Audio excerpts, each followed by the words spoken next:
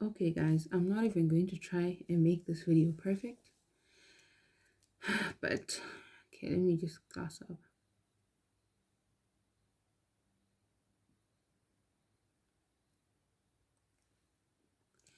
Guys, this is the Body Collection England in strawberry. I hope that's clear.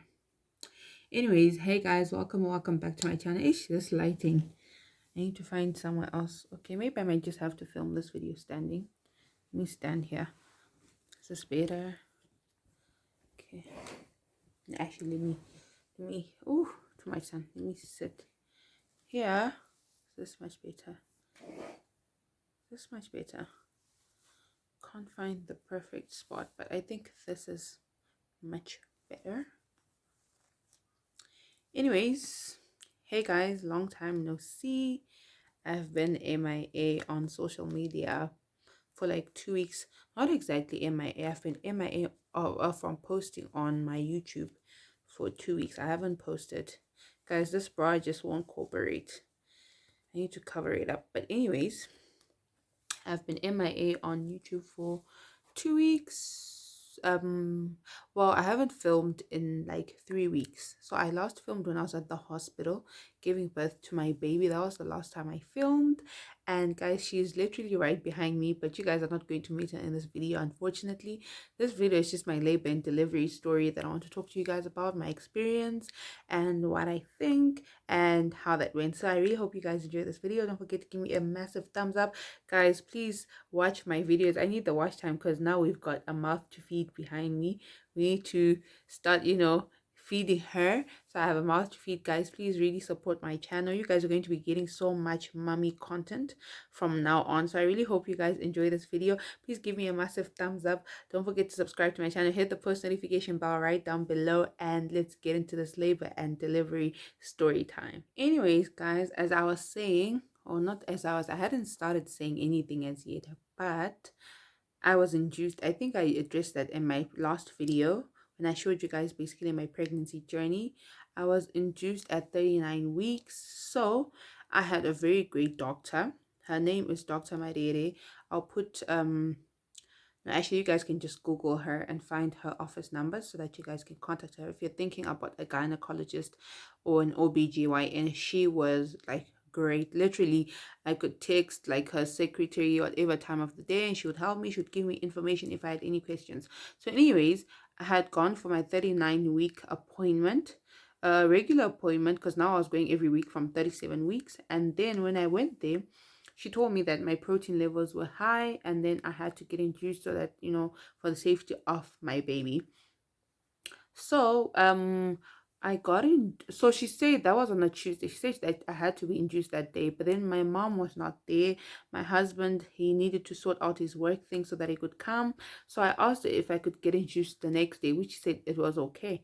So I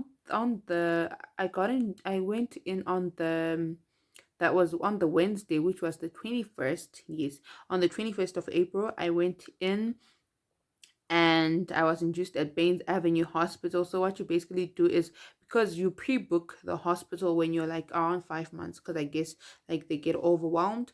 So I had pre-booked my bed at Baines Avenue Hospital. So what happened was I went there, they took all my information, which already they have, but then they just take more information and then like you get into the hospital. I showed you guys everything that I'd packed for my baby in the hospital bag video. So yeah, I literally like got in at 10 a.m. I was at the hospital. Literally, I did my COVID test the night before because if you're on a pregnancy, like they release your results pretty fast because they regard it as an emergency, like COVID test result that's needed. So I was taken in at 10 a.m. and then I started being induced at 1 p.m. and I explained like the induction process in my last video that I would get a dose like every 2 hours. So on the Wednesday, I started being induced at 1 p.m. and I literally felt nothing. Like there was no pain and I was thinking like, what the hell? Like, what am I doing here? So, yeah, around 1 a.m. on Thursday morning, around 1 a.m. yes. So they come to check in your centimeters or your dilation, guys, and it's the most invasive thing that anyone can ever do. Like going in your private parts with your fingers, and like it was like the most painful thing. So basically they come and then they put their fingers to check like your dilation, and it is so painful. And at that point I was just like 1 centimeter dilated, like around 1 a.m. So then they moved me to a different ward. So when I got there I was in the general ward, and then they moved me to the like labor ward, like where people who are in pain or like experiencing labor pains go into. So that was around the 1 a.m. So they would come like every 2 hours to check your blood pressure, check baby's heartbeat and everything. And I wasn't progressing at all. I was just like at one centimeter. And then like in the morning, like on the Thursday morning, they came again to check. I was still at 1 centimeter. Then they called my doctor to come, and then she said that she would come like at between 4 and 5 p.m. and I was still not in any pain at all. I wasn't in pain at all, and I was thinking. And then like when I was moved to this like labor ward room, there was another lady there. Ugh, this fly. The, sorry about that. There was another lady there who was already in labor pain. Maybe I should do this because nobody wants to see your bra. So yes, guys, I'm not even going to edit this video. I'm just going to put it as is, just like that's the real tea. So there was another lady in the room there. She was already in labor, and she was having contractions, and she was just like groaning, like she would just go like the whole time. She wasn't like screaming. So I was like, okay. And I told myself that I wouldn't scream no matter what. I'm not going to scream. So she was already in labor, and literally that Thursday night when I moved. Yes, Thursday morning, not night, because it was already around 1 a.m. Thursday morning, when I moved was to this new lady, we literally spent the whole night conversing. And then when she was in pain, she would go and walk and exercise and come back. And I felt so sorry for her. And then in the morning, so like literally the Thursday, she around 2, she actually like her baby was coming, and then she went to give birth. Guys, the minute this lady left, I literally cried. Like I couldn't handle it, because I really like, because you're together for so long, you tend to bond. We had bonded in the like in the hospital room. So like I literally cried, and I was telling my mom, I was like, the lady that I'm with has really gone to give birth and I'm still alone, blah blah blah. And then my mom was like, it's okay, don't worry. And then she went, and then like literally around like the labor rooms and the pain rooms, like like the delivery room and the labor room are literally like 50 to 100 meters apart. So I could literally hear her like what's it called, pushing the baby. And like around 4 I heard this baby cry, and I just knew that it has to be her. And then she texted me later, she was like, yeah, I had the baby, blah blah blah. And I was like, oh, congratulations, I'll come see the baby. Then she said her baby was taken to the nursery. Anyways, that's besides the point. I'm digressing. So around 5 p.m., my doctor came. No, between 4 and 5, my doctor came because my husband was there. He was still in the visit. Around 4 to 5, the doctor came. She checked. She's like, you're 1 centimeter dilated. And then she like, because I wasn't in pain yet, she put a pill inside, like down there. She put a pill, and then she was like, don't move for the next 3 hours. And I legit tell you guys, this centimeter check was the worst and the most painful that I've ever gone through. It was just so painful, and they tell you to relax, but I can't relax if you're invading my body, guys. Like there's no way of relaxing, right? Then she was like, relax. And then she put the pill in. She's like, please don't move for the next 3 hours, try and sleep. So that was around 5. My husband left at quarter to 8 p.m. When I woke up on Thursday night. The pain, guys, literally I woke up and the pain was like on 10. And now I had a new roommate, right? So this new roommate was also in labor. She was also being induced, but she was sort of like in labor. And this new roommate, guys, was just, yo, she was making the worst sound. She was going, I was like, oh my gosh, can you not make noise? Because I'm already in pain. And I would tell her, like, can we go exercise? Can we go walk? I would walk up and down the stairs, like I showed you guys in my last video. Guys, it was so painful. Imagine, like, at 8 p.m., I was in pain. I was in so much pain. Like, so much pain. Like, nothing can explain that pain to anyone. I was just in so much pain. And then, um, so like from 8 p.m., the pain would come, go, and it would intensify, guys. And we had those like little bouncing balls, like the circle bouncing balls where you would bounce to try and ease the pain, guys. It was so painful. And then I remember like at 2 p.m. they came to check blood pressure and baby heartbeat. And then they were like, we need to check your centimeters. And I was like, please don't. Like, I don't want to be disappointed being told that I haven't dilated much. Like, just don't check my centimeters. And then they're like, no, we actually have to check because, guys, peep my baby bin right there. Literally, you're like, right, where's my finger? Like, right there, my baby's bin. So cute. Anyways, they're like, we have to check your centimeters to see if you're dilating. And I was like, no, guys, please don't. Like, no, we need to tell your doctor. And then they, guys, it's so painful. Then they like check the centimeters again for like the third time. And then they're like, yes, you're at 2 centimeters. This was around 2 a.m., not on the Friday morning. They're like, you're around 2 centimeters. I'm like, oh my gosh, I'm not even moving. And the pain was getting worse. Like, no one can explain this pain to anyone. Like, it's unexplainable. And then I remember in the morning, they came again at 6 a.m. They checked my centimeters. They're like, you're still at 2 centimeters. I'm like, yo, guys, how long is this gonna go on? I'm still at 2 centimeters. Like, I can't, I'm already in pain. I was just thinking how much pain I'm going to be in when it actually gets to 10 centimeters because it was not progressing, right? And then we spent the whole day, like, I couldn't eat anymore because it was just so painful. So they actually bring very good meals, like breakfast, lunch, and supper. They come ask you, do you eat this, do you not eat this? But I just couldn't take it anymore. Like, I didn't eat my breakfast. I was just in pain going up and down the stairs, like I had the whole night. And then this other lady actually went to give birth again around 2, and I was like, not again, guys. Like, this is happening again. Another person is giving birth and I'm still stuck. I'm not progressing. And then, like, no, actually, before that happened, around 11 a.m., they said that do you want us to give you a painkiller so that you can at least rest and maybe progress and you may not feel the pain as much? So I was like, yeah, you guys, yeah, you can give me the painkiller. I got the painkiller around 11 a.m. on Friday morning, and like literally sedates you. Like, you literally don't have energy, you just sleep. So I ended up sleeping and woke up. Like, when I woke up around 2, that's when this lady was leaving. And then, like, but you're not really sleeping. You're sleeping because you're sedated, but you're not sleeping. It's like you can feel the pain, but you can't do anything. It's like they've taken all the life out of you. You can't do anything anymore, but you are in pain. I don't know if that makes sense.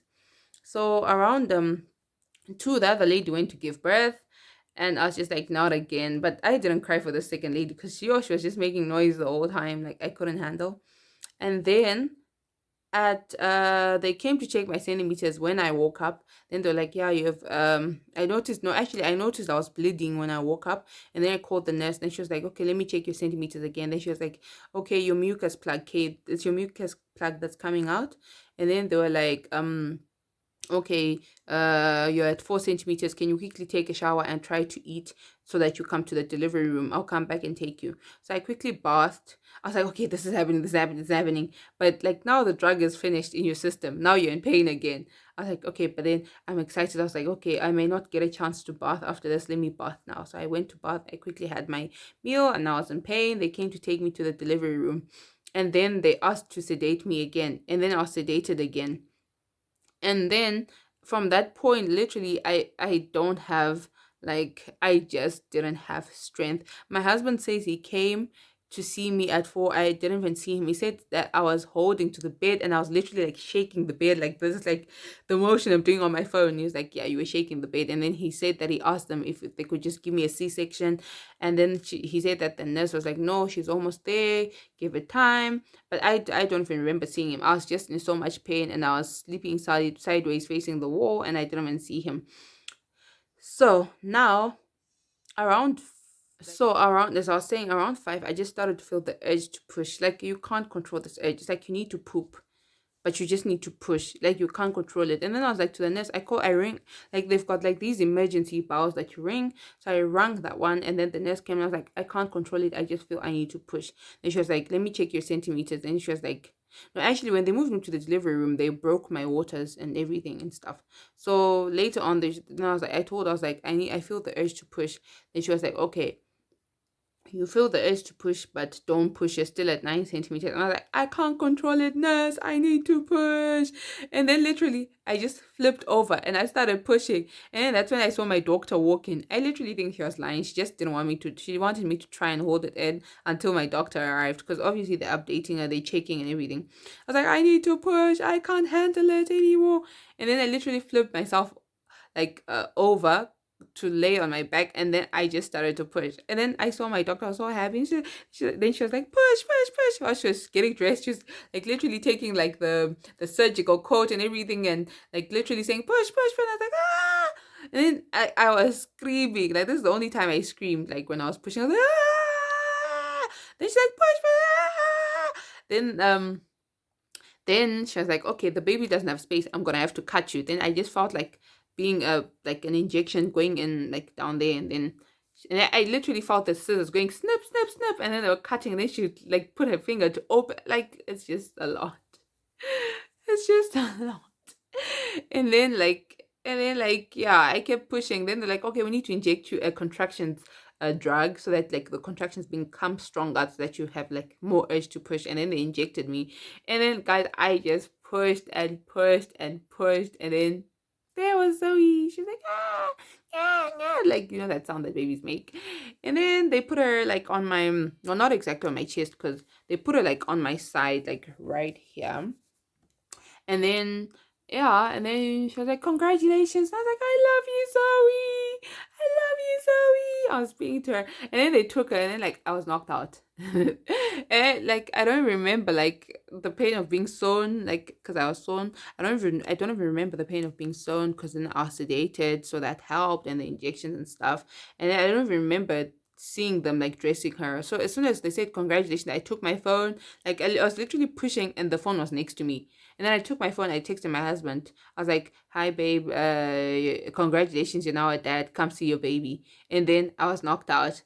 And then when he came, literally, like, they ask you, so after you give birth, they ask you, do you want to eat? And I was like, no, I don't want. Then they're like, do you want tea? And I was like, yes. They come and they literally feed it to your mouth, guys. That's how good the nurses at Baines are. But yeah, my husband came, was given 30 minutes to see his baby, but he says he was there longer. I don't even remember. I was sedated. I was like, literally, my thumbnail in my previous video, my husband took that photo when I was sedated after giving birth. So I don't remember like them putting a pad on me, putting an underwear on me. Like, literally, my husband opened my suitcase and gave them everything. I don't even remember a thing, like how I got dressed and went to the room. I don't remember. Literally, they dressed me. So yeah, guys, that's how Zoe came into this world, and now she is almost a month. She'll be a month on Sunday, the 23rd of she'll be a month the 23rd of April. I didn't say what time she was born. She was born at 6 p.m. So basically, I was in labor for like 22 hours at most. But I don't know why they wrote on my card that I was in labor for 17. I was in labor for 22. But yeah, guys, I know the story was all over the place, but that's how Zoe came into this world. And she's right behind me, guys. I know I said I'm going to do a meet Zoe video, but I'm just waiting for her to reach a certain stage, and then I can start showing you guys. I have all the videos that my husband took when I was in the hospital of her when she was still like on the oxygen thing, and like in the ugly hospital blanket. But yeah, guys, and I'm going to be doing more mommy content, like spend the day with me and Zoe. And you guys are going to meet Zoe soon. So I really hope you guys enjoy this video. Don't forget to give me a thumbs up again, subscribe to my channel, hit the post notification bell, help me feed the smile, and I'll see you in my next video, guys. Bye.